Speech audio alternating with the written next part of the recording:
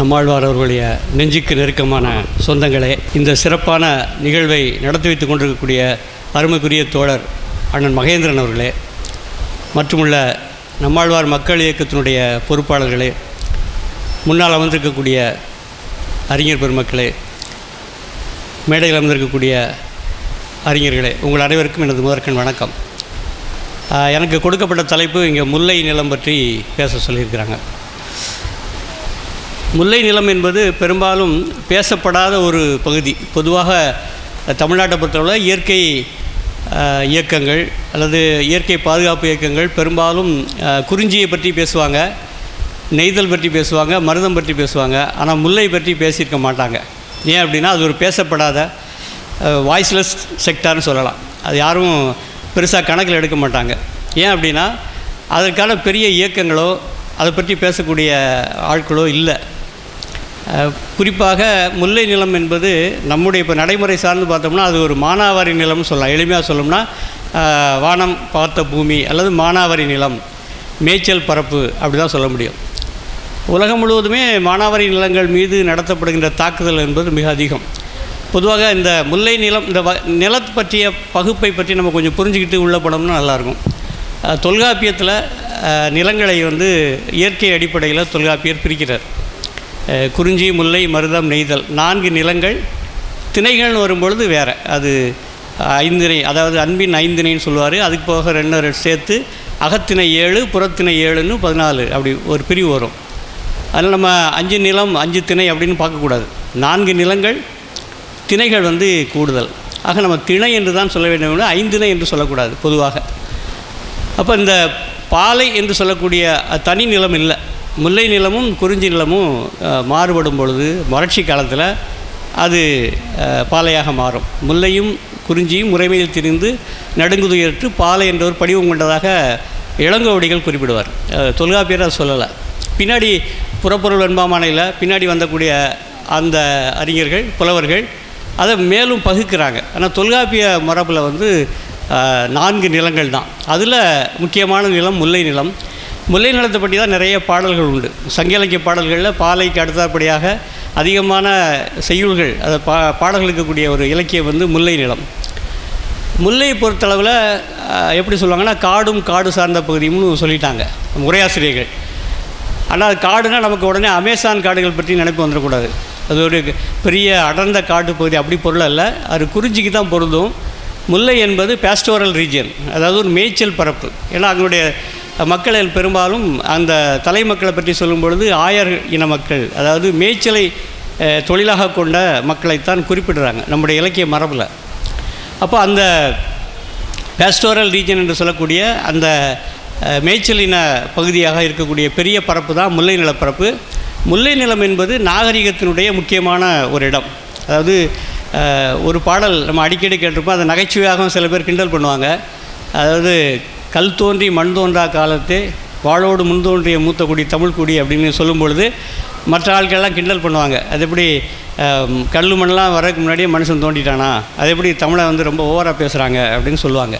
அப்படி உட்பொருள் என்ன அப்படின்னா, கல் அப்படின்னு சொல்லக்கூடிய அந்த குறிஞ்சி நிலம் தோன்றி மண் என்று சொல்லக்கூடிய மருதமும் நெய்தல், அதாவது பெருமணல் உலகுன்னு சொல்லி தொல்காப்பியர் சொல்கிறார். அதாவது நீண்ட மணல் பரப்பாகிய அல்லது மண் தோன்றுவதற்கு முன் இடைப்பட்ட அந்த முல்லை நிலத்தில் தான் நாகரிகத்தினுடைய தொடக்கம் என்பது இருந்தது தமிழ் மக்களுக்கு அப்படிங்கிறது அதனுடைய குறிப்பு.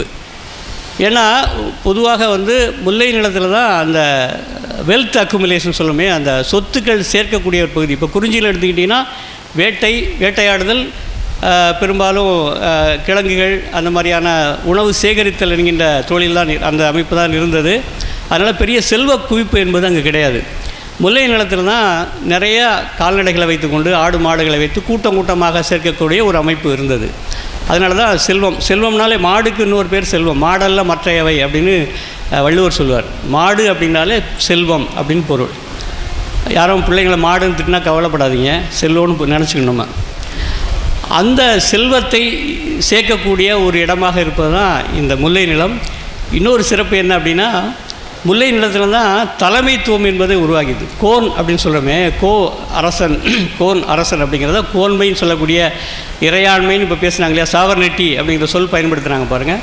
அந்த இறையாண்மை என்ற சொல்லுக்குடைய தோற்றம் என்பது முல்லை நிலத்தில் தான் தொடங்கியது.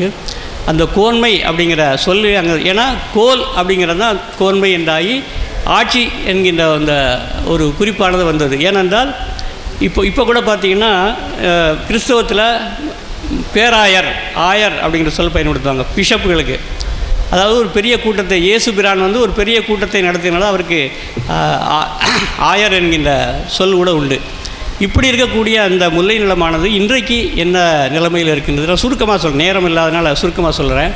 இன்றைக்கு என்னவாக இருக்கிறது, நேற்றைய நிகழ்வு முல்லை நிலம் என்பது ஒரு பெருமைக்குரிய, நம்மெல்லாம் மகிழ்ச்சியை தரக்கூடிய, இசையில் எடுத்துக்கிட்டால் கூட இந்த மோகன பண்ணு சொல்கிறோமே, அது முல்லை தீம்பாடி என்று இசையறிஞர்கள் சொல்லுவாங்க. தமிழில் முல்லை தீம்பாடி அப்படிங்கிற அந்த பண் என்பது மோகன ராகம் என்று சொல்லுவாங்க. அதில் நிறையா பாடல்கள் இயற்றியிருக்கிறாங்க. தலை தெய்வமாக மாயோனை குறிப்பிடும். மாயோன் என்பவர் நம்முடைய இதில் வந்து குழல் ஊதுகின்ற அந்த கண்ணன் சொல்கிறோமே, அதனுடைய ஒரு முன் வடிவம் நம்முடைய மாயோன் என்கின்ற வடிவம். அப்படியாகப்பட்ட அந்த முல்லை நிலம் பெருமைக்குரியதாகவும் சிறப்புக்குரியதாகவும் இருந்த ஒரு நிலம் இன்றைக்கு என்னவாக இருக்குது அப்படின்னு பார்த்தீங்கன்னா, மிக மோசமாக அது வந்து சூறையாடப்பட்டிருக்கு. இப்போ நீங்கள் பார்த்தீங்கன்னா ஒரு நிலத்திற்கும் சென்ஸ் ஆஃப் பிளேஸ் அப்படின்னு ஒரு சொல்லுவாங்க. இப்போ வந்து அதை புதிய அளவில் பல அறிஞர்கள் அதை பற்றி பேசுகிறாங்க. ஒரு இடத்தினுடைய சென்ஸ், அந்த உணர்வு என்பது இது திணைக்கோட்பாட்டின் அடிப்படையில் வரக்கூடிய ஒரு செய்தி.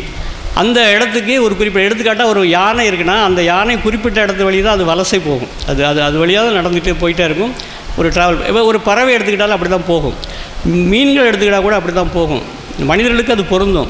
அந்த மண்ணோடு தொடர்புடைய, அந்த திணையோடு தொடர்புடைய மக்களுக்கெல்லாம் இருக்கக்கூடிய அந்த சென்ஸ் ஆஃப் பிளேஸ் என்கின்ற அந்த தன்மை என்பது இப்பொழுது மெல்ல மெல்ல சிதைஞ்சிக்கிட்டே வருது. இதனுடைய வெளிப்பாடு தான் இயற்கையிலிருந்து நம்ம ரொம்ப அந்நியப்பட்டிருக்கோம். அவன் அந்நியப்பட தான் இன்றைக்கி இருக்கக்கூடிய எல்லா சிக்கல்களும். இப்போ பார்த்திங்கன்னா தமிழ்நாட்டில் இன்றைக்கி நம்ம சந்திக்காத அளவுக்கு வெப்பத்தை சந்திக்கிறோம். கிட்டத்தட்ட 100 டிகிரி ஃபாரன்ஹீட்டுக்கு மேலே ஒவ்வொரு நாளும் 15-16 நகரங்களை குறிப்பிடுறாங்க. அது நகரங்களில் அந்த குறியீடு இருக்கக்கூடிய கருவிகள் வைத்து சொல்கிறாங்களே ஒழிய தமிழகம் முழுவதும் மிக மோசமாக பாதிப்பு இருக்குது. இன்னும் சொல்லப்போனால் வெப்பத்தினுடைய அளவு மிக மோசமாக இருக்குது. இப்போ இதுவரைக்கும் சந்திக்காத ஒரு பெரிய சிக்கல். அப்போ என்ன காரணம் அப்படின்னா, இயற்கையை விட்டு நம்ம ரொம்ப தூரம் போயிருக்கோம். இப்போ இன்னும் சொல்லப்போனால் நாம் வெளியிடக்கூடிய கரும்புகைகள், வெட்டுகின்ற மரங்கள், அது மட்டும் இல்லாமல் நம்ம உறிஞ்சி எடுக்கிற தண்ணீர், அதை யாருமே நம்ம கவனிக்கிறதில்ல.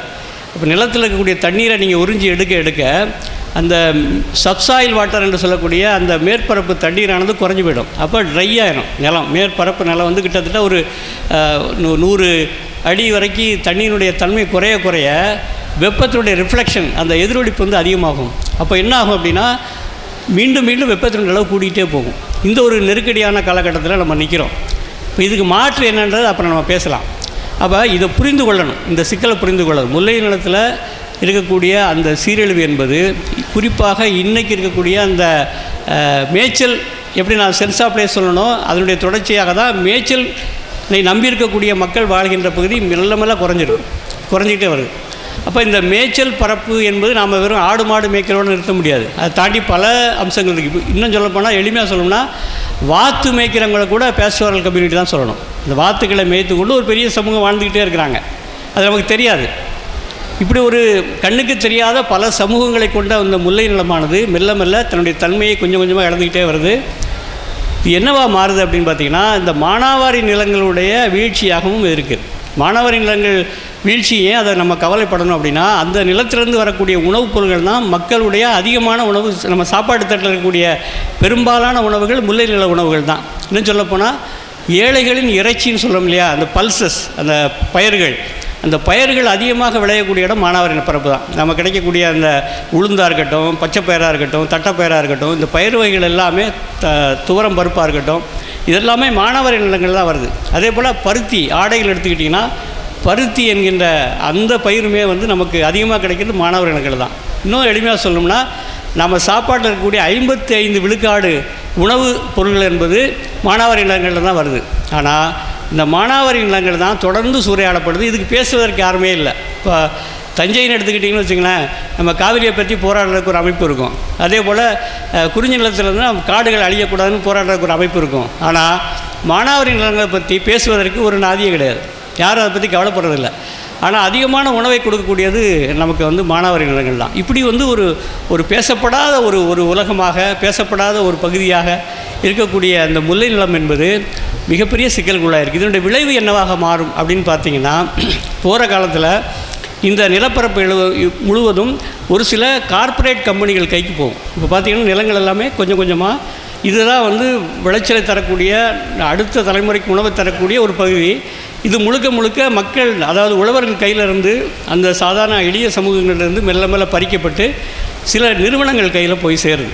மொத்தமாக சேரும் பொழுது இந்த மக்கள் அப்புறப்படுத்துகிறாங்க, சமூகத்தை விட்டு வெளியே போகிறாங்க. இப்படி ஒரு நெருக்கடியான காலகட்டம். இதுக்கு மாற்று என்ன அப்படின்னா, மீண்டும் நம்ம வந்து இந்த அதாவது மேய்ச்சல் பரப்பையும் அதே போல் வேளாண்மை பரப்பையும் மீண்டும் உருவாக்கணும். அதுக்கான திட்டங்களை வகுக்கணும். அதுக்கு இந்த மாதிரியான அமைப்புகள் நாம் தீர்மானங்களில் மானாவாரி நிலங்களை பாதுகாப்பதற்கான பல்வேறு வகையான நடைமுறைகளையும் பல்வேறு வகையான சிறப்புகளையும் நாம் வந்து இங்கே தெரிவிக்கணும். அதில் என்ன குறிப்பாக நான் சொல்ல விரும்புகிறேன் அப்படின்னா, இந்த மாநாட்டு தீர்மானங்களில் நம்ம முன்மொழியக்கூடியது என்னவாக இருக்குன்னா, மானாவாரி நிலங்களுக்கான தொகுப்பு, அதாவது ஒவ்வொரு நாளும் ஒவ்வொரு பகுதியிலையும் பட்ஜெட்டு போடும்போது, நிதி திட்டம் தீட்டும்போது குறிப்பிட்ட தொகை ஒதுக்குறாங்க.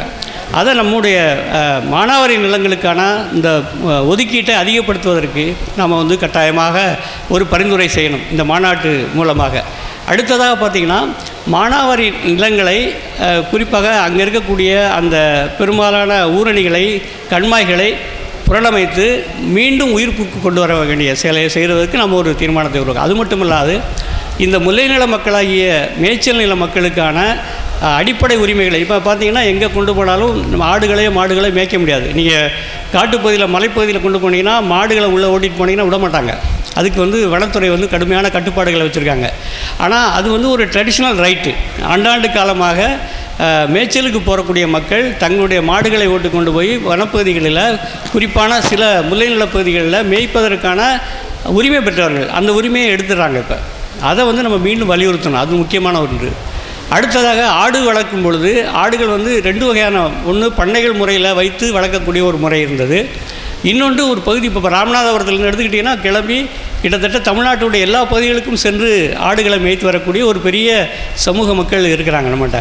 அந்த மக்களுடைய உரிமை கொஞ்சம் கொஞ்சமாக குறைஞ்சிட்டே வருது. ஏன்னா இந்த மேய்ச்சலும் விவசாயத்தையும் நீங்கள் பிரித்தே பார்க்க முடியாது. ரெண்டும் ஒன்றோட ஒன்று சம்மந்தப்பட்டது. இப்போ குறிப்பிட்ட பருவத்தில் அதான் நிலமும் நமக்கு பொழுதுன்னு சொல்லுவாங்க தொல்காப்பிய மரபில். அப்போ அந்த ஒரு குறிப்பிட்ட காலத்தில் மேய்ச்சல் நடக்கும், அப்புறம் அங்கே அப்புறப்படுத்திட்டு வேறு இடத்துக்கு போவாங்க, அங்கே விவசாயம் நடக்கும். இந்த ஈகோ சிஸ்டம் அது உடைக்கப்பட்டதுனால இப்போ முழுக்க ஃபென்ஸ், அதாவது வேலிகள் போடப்பட்ட இடங்களாக மாறியதுனால இவங்களால் மேய்ச்சல் கொண்டு போக முடியலை. அப்போ இந்த மேய்ச்சலையும் வேளாண்மையும் ஒன்றாக சேர்க்கக்கூடிய ஒரு திட்டத்தை உருவாக்கணும். அதற்காகவும் நாம் வந்து பேசி அதுக்கான தீர்மானங்களை உருவாக்கணும். இப்படியாக எதிர்காலத்தில் இருக்கக்கூடிய முல்லை நிலத்தை பாதுகாப்பதற்கான முயற்சிகள் எடுக்க வேண்டும் கேட்டுக்கொண்டு என்னுடைய உரையை முடிக்கின்றேன். நன்றி, வணக்கம்.